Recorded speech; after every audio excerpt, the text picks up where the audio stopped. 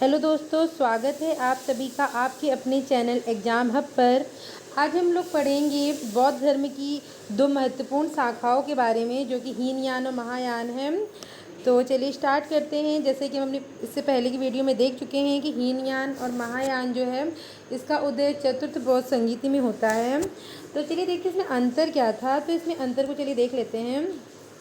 देखिए, जो हीनयान है नाम से ही स्पष्ट है, हीन मतलब निम्न। तो हीनयान जो है ये निम्न मार्गी है, हीनयान निम्न मार्गी है। और महायान मतलब महान, तो ये उत्कृष्ट मार्गी है। हीनयान कहता है कि पहले स्वयं का उद्धार करो, हीनयान का कहना है कि पहले स्वयं का उद्धार करो। और जो महायान है वो कहता है कि पहले दूसरों का उद्धार करो। तो इस तरीके से हीनयान निम्न मार्गी है और महायान उत्कृष्ट मार्गी है। जो हीनयान है वो बुद्ध को केवल महापुरुष मानता है, महान पुरुष मानता है। लेकिन जो महायान है ये बुद्ध को देवता मानता है, उनको देवता के रूप में मानता है। हीनयान जो है वो पाली भाषा में था और बुद्ध ने अपने उपदेश भी पाली भाषा में ही दिए हैं, जबकि जो महायान है वो संस्कृत भाषा में था। हीनयान जो है वो एक फिलॉसफी है, एक दर्शन है। तो हीनयान में एक दर्शन बताया गया है, जबकि जो महायान है वो भक्ति है। उसमें बुद्ध की एक मूर्ति को रख करके उनको एज अ देवता मान करके उनकी पूजा की गई है। तो महायान एक भक्ति है। जो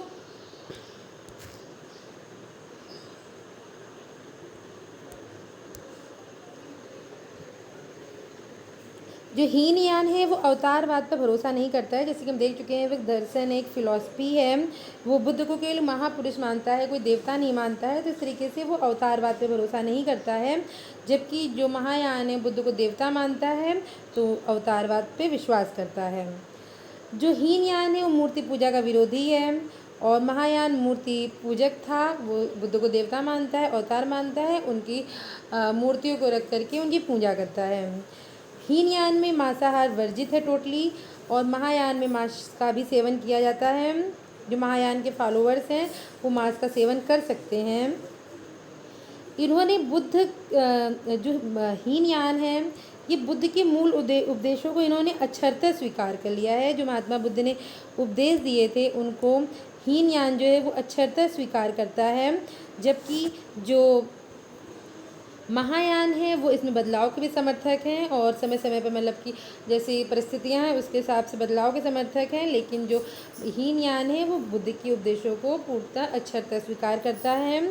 हीनयान के जो अनुयायी हैं वो वर्मा, जावा, श्रीलंका, इंडोनेशिया तक फैले हुए थे। जबकि जो महायान है इसके अनुयायी जो है वो चीन, तिब्बत, कोरिया, जापान, यहाँ तक कि पूरे विश्व में मतलब पूरे विश्व में जो आपको फॉलोअर सबसे ज़्यादा दिखेंगे वो आपको महायान के ही दिखेंगे। ठीक है।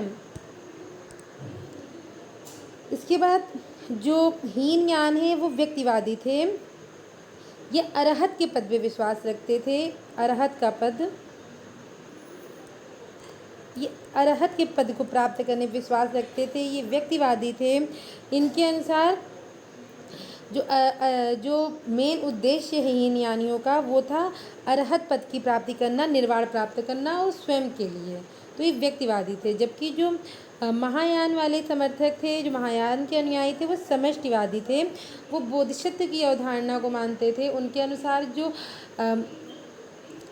मतलब कि जो स्वयं का तो निर्वाण प्राप्त कर चुके हैं। बोधिसत्व कौन है? जो स्वयं तो निर्वाण प्राप्त कर चुके हैं, दूसरों की निर्वाण प्राप्त करने में सहायता करते हैं। तो बोधिसत्व की अवधारणा जो थी वो महायान में प्रचलित थी और बोधिसत्व के रूप में बुद्ध के कई बार अवतार हुए हैं, ऐसी अवधारणा प्रचलित है महायान के अंतर्गत, जिसको कि हम अपने अगले टॉपिक में कवर करेंगे कि कौन कौन से बोधिसत्व हुए हैं और बोधिसत्व को लेकर क्या अवधारणा है महायान के अंदर।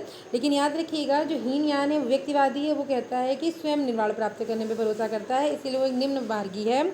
लेकिन जो महायान वाले हैं, महायान के अनुयायी हैं, वो समष्टिवादी हैं। वो कहते हैं कि सबका कल्याण को मतलब पहले मतलब दूसरों की हेल्प करो, निर्वाण प्राप्त करने में पहले दूसरों का उद्धार करो, ये वो इस बात को मानते हैं। तो महायान में बोधिसत्व की अवधारणा प्रचलित की गई कि बोधिसत्व जो है वो खुद तो निर्वाण प्राप्त कर चुके हैं, लेकिन वो दूसरों की हेल्प कर रहे हैं निर्वाण प्राप्त करने में। ठीक है। तो ये समझ लीजिएगा व्यक्तिवादी और समष्टिवादी में क्या अंतर है।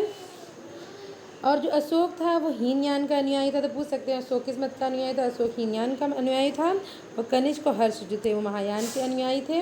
तो ये हीनयान और महायान में एक नॉर्मल सा अंतर है जो कि परीक्षाओं में पूछा जाता है, चाहे डिस्क्रिप्टिव हो चाहे सब्जेक्टिव हो। बाकी हीनयान और महायान आगे चल की भी दो दो शाखाएं बढ़ जाएंगी, जिसको कि हम अपने अगली वीडियो में कवर करेंगे। तो तब तक अगर आपको वीडियो अच्छी लगे तो प्लीज़ को लाइक करें, सब्सक्राइब करें, ज़्यादा से शेयर करें। धन्यवाद।